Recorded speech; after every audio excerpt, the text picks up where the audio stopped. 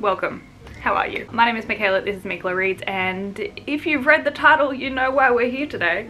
We are rereading Twilight for the first time in 15 years. However, the clip that you're seeing right now is filmed on the day that you're seeing this, so I have already actually read Twilight, and this is like future Michaela popping in to do the intro that she forgot to film 2 weeks ago. So this is the aftermath, a bit of a spoiler for you of what happened in this video. As you can tell, I reread Twilight for the first time in 15 years.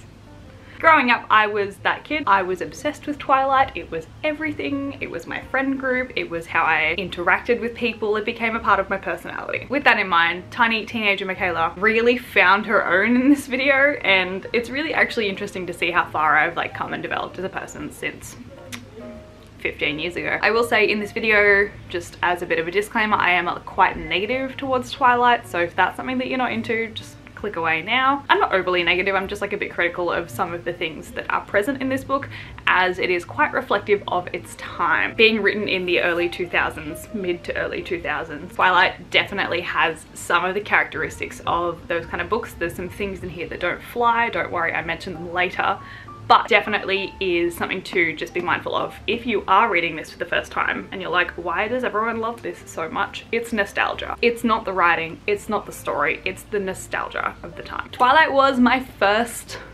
hyperfixation that I experienced.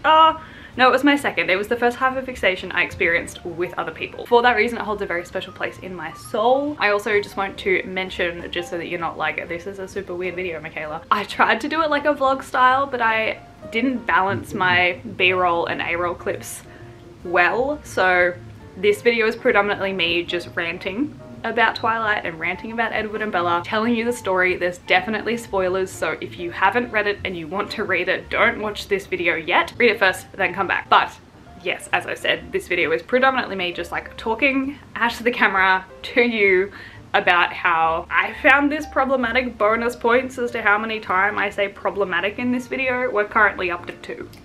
Just to give you a head start. But yeah, so this video is long enough without me ranting any further in this clip. I hope you enjoy the video, and I will see you for part 2 with New Moon coming soon.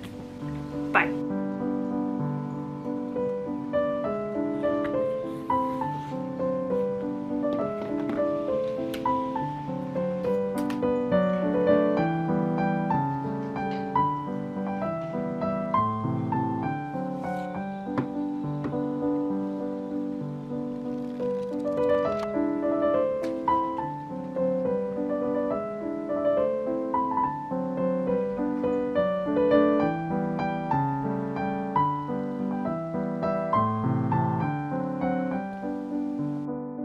Hello, welcome to my floor. It has been a couple of days since I started reading, and I have some thoughts. I have just hit the 25% mark, so I'm at page 112, chapter 7. I have a lot of thoughts. So first of all, annotating. I enjoy annotating for something that is easy like Twilight. I do think that I would be reading this much quicker without it, but it is making me think more critically about the writing and the reading. However, downfall, I am being overly critical of this book. All the blue tabs are the things that I find problematic, which could be a testament to the book, but it could also be a testament to my pessimism. So that's on annotating. I will continue to annotate this and also the rest of the series because it's easy enough to read. It doesn't take me that long. Like realistically, I've maybe only spent an hour and a half reading and I'm a quarter of the way through, so there is that. My other thought that is not entirely Twilight related, or like it is, but it's not the book.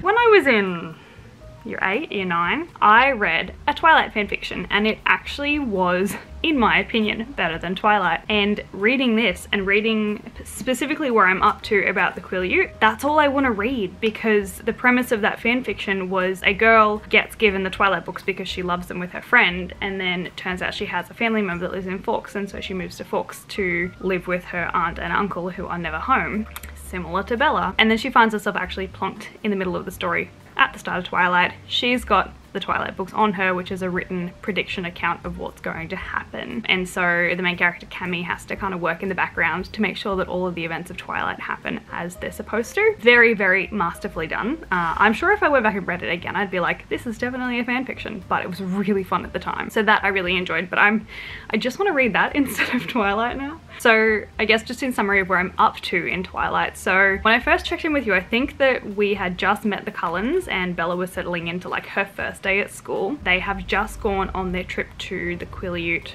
beach. They've had the van incident where Bella was nearly crushed by a van. They've had the biology class incident where Bella fainted at the sight of blood and then Edward came and saved her and took her home. And we've just had this like banter of back and forth with Edward being like, we shouldn't be friends, what if I'm the bad guy? And Bella being like, why are you being so hot and cold? What is wrong with you? Which leads me into one of my first problematic things. So I hate Bella. I don't like her. She's consistently getting frustrated and mad with where she is and the people she is for a decision that she made. She chose to live in Forks. This was her choice. She didn't have to. She may have been slightly forced into it by her mum, but she didn't have to. So that's problem number one. And then like backing onto that, she also used Jacob to get information about the cold ones really, really badly. Like she led him on and was like flirting with him and laying it on thick so that he would tell her more about the Cullens, which I don't know why she did that. He would have told her anyway. I will say that even though she's a bitch, at some points she actually does have some backbone, and there's a section where Edward's being like really hot and cold with her and just being generally not that nice, and she has a go at him, which I think I actually saved it because I was like, yes Bella, have a go at him. Edward is like having a bit of like a moment where he can't read her mind, and she's just like, I can't imagine why that would be frustrating at all, just because someone refuses to tell you what they're thinking, even if all the while they're making cryptic little remarks specifically designed to keep you up at night wondering what they could possibly mean. Now why would that be frustrating? Or better, say that person also did a wide range of bizarre things, from saving your life under impossible circumstances one day to treating you like a pariah the next, and he never explained any of that either, even after he promised that also would be very non-frustrating. And he's like, you've got a bit of a temper, don't you? And she's like, I just don't like double standards. Go Bella, you stand up for yourself. But we have actually transitioned from this frustration, anger into now obsession, which highly, highly problematic. It's just the start, and I know it's just the start of the codependency, but there's just so much obsession. Another really interesting thing is that it's definitely reflective of its time. So they keep talking about like how people keep bringing CDs and they're listening to CDs, and like someone thought to bring a CD player to the beach. So I've actually tagged, so green is my makes me want to vomit color. So my first one that I tagged green, just to really stick with the theme. His voice shouldn't have been so familiar to me, as if I'd known the sound of it all my life rather than just for a few short weeks. The psyche of Bella. I have done a lot of thinking into the psyche of Bella in the first quarter of this book. So we have Bella. She is a 17-year-old who appears 35, quoted her mother. Bella has made the choice to live in Forks because her mum wanted to do this other thing that was important to her and everything, and she parented her mother, and then now she's come and she's parenting her father. And I can see the allure of Edward now, because it's someone that's coming in and taking care of her when it sounds like she's never been taken care of before, really, by her parents. Like obviously she's been raised, but she has kind of turned into the parent for her parents. And so that allure of someone like taking notice of the things that you need help with and taking notice of the things in your life and paying attention to you can be very alluring for someone like Bella, who has been the parent to her parent, which is really interesting. And I don't know whether or not Stephanie Meyer intended that when she wrote this, or if she thought that deeply about it. I'm sure she would have, but it's just something that interesting that I've picked up. And then my only other touch base for the first quarter of the book is just about the construction of the book itself. So my critique on Stephanie Meyer. It's not a literary masterpiece, and we all knew that, and I knew that going in, so that's not really a critique, to be honest. She did actually do one part quite well. The bouquets of brilliant anemones undulated ceaselessly in the invisible current. Twisted shells scurried about the edges, obscuring the crabs within them. Starfish struck motionless to the rocks with end each other, while one small black eel with white racing stripes wove through the bright green weeds, waiting for the sea to return. I thought that was really nice. Granted, That's a really long sentence. 1, 2, 3, 4, 5, 6 line sentence. That's too long for a sentence. That's like some of the best imagery that I've seen in this book so far. So yeah, I do think that she could have done a lot more with the scenery and the setting, but that's fine.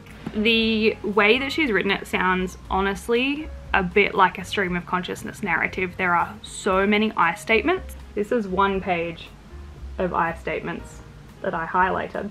So it just kind of sounded like she was recalling what was happening, and like, I don't remember the exact word. That's a very English term that I should remember that I don't. But just very stream of consciousness. Like, I did this, and then I went and did this, and then I went and did this, and then I did this, and then I pulled the cereal box out of the cupboard and I put the milk in the bowl. Like, it was very telling me what happened rather than showing me what happened, which is something that I always got slammed for in creative writing. So I'm gonna slam someone else for it. Not that I could do any better, but just something I've noticed. So that's my check-in for 25% of the way for Twilight. But I just want to read this fan fiction.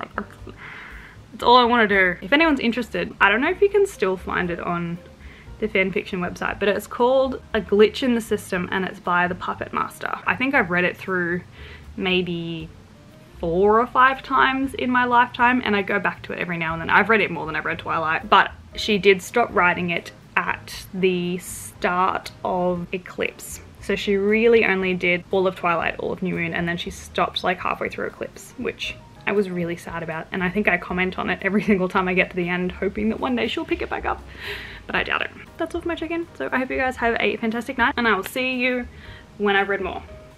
Bye.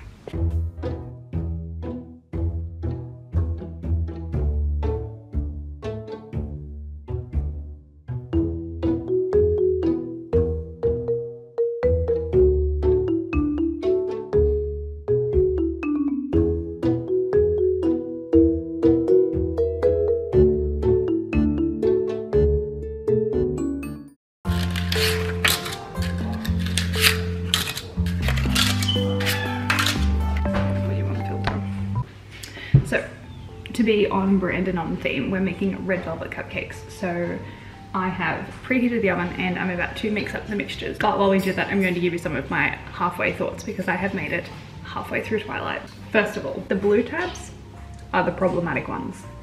And I'm 1 blue tab off running out of blue tabs. So they're swapping to orange after the next problematic scene because I've run out. As much as you can't see with my glasses, I need to see with my glasses. So they're staying. You're dirty. Let me just get that for you. Perfect. Which has been used. Oh yeah. That's better, okay. We need a whisk and a paddle. In a large bowl, sift the dry ingredients together, including sugar, and give it a whisk. Okay. 1 2/3 cup of all-purpose flour. What? Can you get me a cup? They're over here. No. You don't look in the video. You can barely see it over here. Side note. Cheesy margarita pizza with cheesy crust. Best. I'm gonna eat that now and then return to the cupcakes. That's gonna be super annoying. The sound of the fan for the oven. That's why we can't have nice things. This is the most precarious filming that I think I have ever done in my lifetime.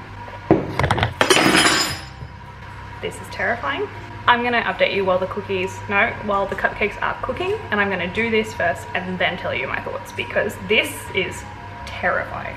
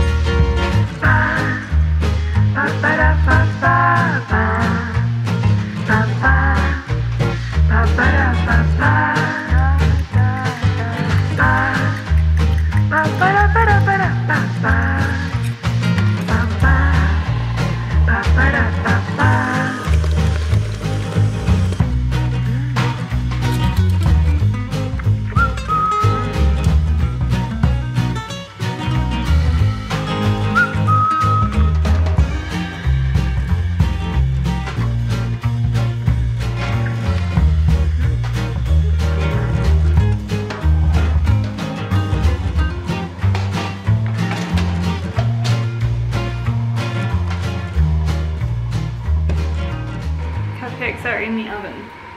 They're in. Alright. Implementing microphone, take one. What are you doing?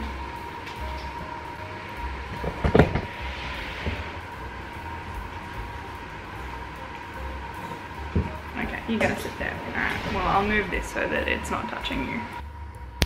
Okay, so my thoughts at halfway for Twilight. So I think that I don't like the fact that Bella's clumsiness is a personality trait. It's just poor. It's poor character building, and it adds to this whole damsel in distress thing that she's trying to push, but it conflicts with a really independent badass that Bella can be at sometimes. So that's a weird combo. I really don't like the clumsiness as a personality trait. I do wish that in the movie we saw more of the Quileute first beach, because that was amazingly depicted in the book. At this point in the book, Bella has been to Port Angeles with Jessica and Angela. She was tracked down by the creepy guys, and then she was obviously rescued by Edward at that point in time. The rescue, cringy AF, but the dinner scene afterwards was super cute, and I think it's because it's the first time that they're both just being genuinely nice to each other, because before that it was like Edward was nice to her but she was mean to him, and then he was mean to her and she was nice to him, and it's just been a weird dynamic between the two of them until now. So like the dinner scene is the first time that they've had like a candid, really nice conversation with each other outside of like biology. However, and again with the problematic stuff, I quote Edward, "I followed you to Port Angeles." I thought it couldn't get any worse, and then Bella followed that up with, oh, hang on, my cupcakes are done. Hang 10. We're not done yet. We have 5 minutes to get this update out. All right, so he said, "I followed you to Port Angeles," and she said, "I wondered if it should bother me that he was following me. Instead, I felt a strange surge of pleasure."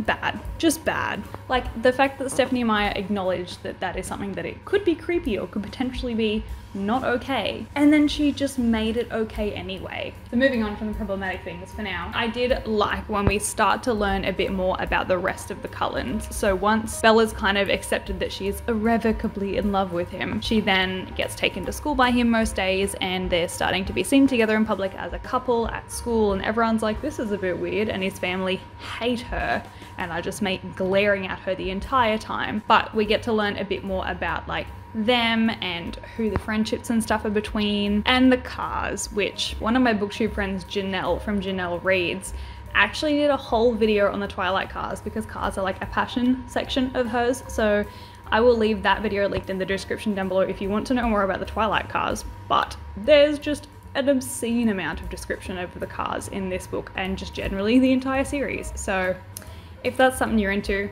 go check out Jeanelle's channel. Okay, now everything else that I've written is problematic, so here we go. Generally, the flirting between them once they figured out that they like each other is super cringy, and I really didn't like that, and I just ended up skimming over it most of the time. And when Edward's like trying to get to know her, because obviously he can't read her mind, he's like barraging her with questions for like 2 days straight up into the meadow, which by the way, halfway exactly is the start of the meadow scene, and like he takes his shirt off and we're left on a cliffhanger of what happens when he's in the sunlight. Obviously we know he sparkles, but I don't know that yet because I haven't got there yet. I've stopped on a cliffhanger for the sake of the video, but he's barraging her with questions, and I think that this is a bit weird, but also I kind of understand why Bella would be intrigued by that, because it's someone taking an intense interest in her and someone who's wanting to know more about her and spend time with her and be attentive to her, when, as stated before, she has been the parent for both of her parents. I can understand why she's in love with Edward at this point. Also, she's in love with him. They've had like 3 proper conversations where they haven't been snarky at each other. The 2 most problematic parts that I have found yet have been in the almost halfway section. First of all, the night before they go to the meadow together, she is so anxious and she can't sleep. She takes like cough medicine because she knows it makes her drowsy so she can sleep. Why are we normalizing that? Why is that in a book? And okay, I really didn't like it. And the second thing was, oh, hang on, my cupcakes are done again. Oh, we are not done yet. I'm just gonna read this quote to you directly. "If I had to, I suppose I could purposefully put myself in danger to keep him close. ...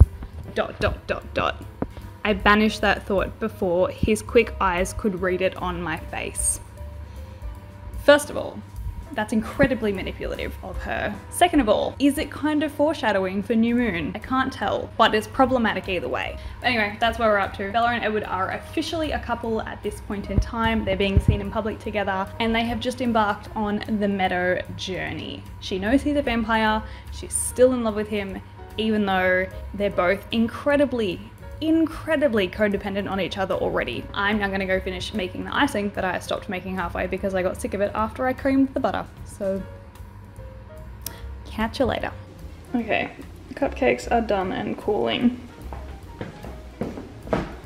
Icing is done and slowly heating. And I'm tired and still have to clean all of this, so cupcakes are getting iced tomorrow.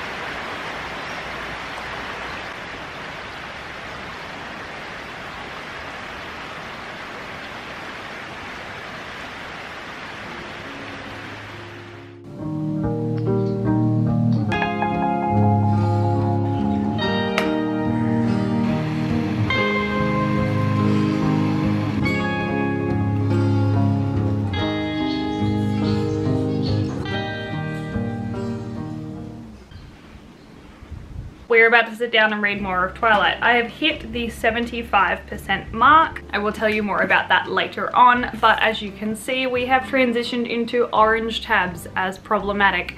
However, I then ran out of pink tabs, which are for like things that I liked, which means we had to just buy more tabs anyway. I also want to point out that the breakdown into quarters of this book is very, very well placed. Like, we've just met James and Victoria and Laurent, like we're about to meet them. They've just come into the clearing in the baseball game. It's all ramping up. This is the final stretch. I'm going to sit down and read it now because I want to finish it, to be completely honest. I'm enjoying reading it. Like, that is something that I'm surprised about. I didn't think I would enjoy it as much as I am. It's definitely got its issues,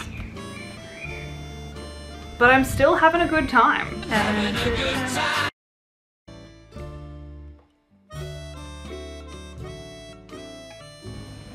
Alright, this is it. Last 40 pages. We're nearly done. Just explaining what has happened up until this point. I'm literally in like the home stretch. We're at the end. They've had the baseball game. They've had their conversation with Laurent about how James will never stop. He is the tracker. He will keep going with this hunt until he dies. And they've developed their plan. Bella had a really good idea, which was like on point, and then now we are on the run from the hunter, but he has done something unexpected and Bella has now kind of walked straight into his hands, into his trap, and that is where I am. So I'm going to continue and finish this book, and then I will tell you all of my thoughts about Twilight.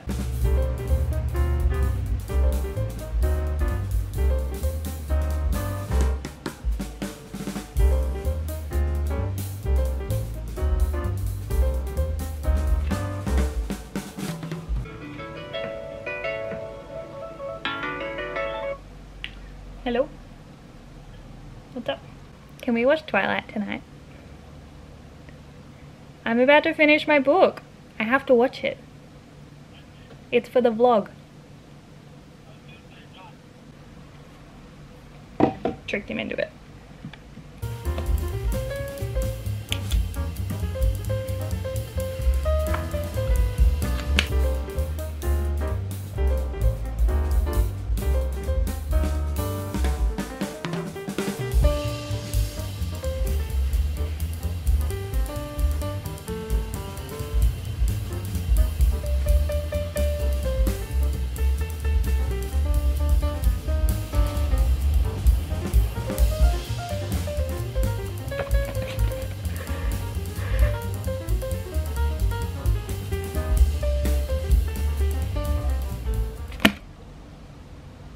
we've done it. I finished my official reread of Twilight for the first time in 15 years. Needless to say, it was problematic. So just to clarify, all of the orange and blue tabs are sections in which I thought this book was problematic for many different reasons. So my thoughts from like 75% onwards, because that's kind of roughly where we started at today. The fact that he watched her sleep and she was just okay with that and then wanted him to continue to do it. Although once we kind of moved past that, like, it's a whole vampire thing, and once Bella accepted that, I kind of started to like accept that to an extent, so I was no longer concerned after about halfway about the whole like he could kill you at any moment thing, and like the whole weirdness of human/vampire relationship. Moved past it, we moved on, we found other things to find problematic. They had 4, maybe 5 proper conversations in the whole book, and she brings up marriage. There's a section where he kisses her and she faints. He tilted his head slowly and touched his cool lips to mine for the second time, very carefully parting them slightly, and then I collapsed.